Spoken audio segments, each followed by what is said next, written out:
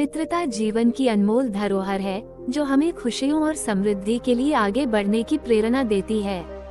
बहुत समय पहले की बात है, एक छोटे से गांव में दो बच्चे रहते थे। उनके नाम राम और श्याम थे। वे बचपन से ही दोस्त थे और हमेशा एक दूसरे के साथ खेलते और पढ़ाई करते थे। एक दिन राम के पिता ने उन्हें शहर भेजने का निर्णय लिया। शहर में उन्हें अच्छी शिक्षा मिलेगी और उनका भविष्य सुरक्षित होगा। राम के पिता के आदेश के मुताबिक वे शहर चले गए। शहर में राम और श्याम के लिए एक नया जीवन शुरू हो गया। वे अलग अलग स्कूल में पढ़ने लगे और उनके बीच का संपर्क ढीला पड़ने लगा।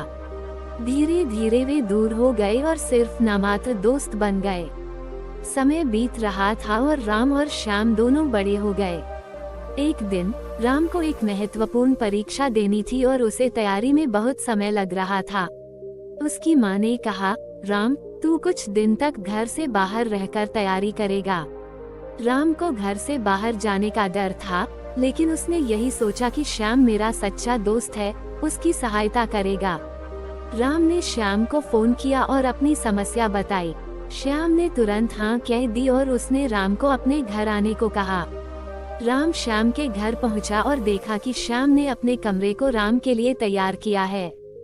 राम को अपने पसंदीदा पढ़ाई सामग्री से भरी किताबें मिली।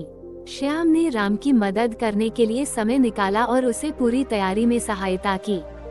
दिन बीतते गए और परीक्षा का दिन आ गया। राम ने अपनी तैयारी बड़ी मेहनत से की थी और उसे उसके दोस्त ने आशीर्वाद दिया। परीक्षा के बाद जब नतीजे आए तो राम को अपनी सफलता पर गर्व हुआ। उसने श्याम को धन्यवाद कहा और कहा, तू मेरा सच्चा दोस्त है जो मेरी मदद करने के लिए मेरे पास था। ये कहानी हमें सिखाती है कि असली दोस्त कभी हमारे पास होते हैं, चाहे वे दूर क्यों न हो। दोस्ती में समर्पण, सहायता और समरसता होना चाहिए। सच्चे मित्र हमारे साथ हर समय खुशी और दुख में खड़े रहते हैं और हमेशा हमारा समर्थन करते हैं।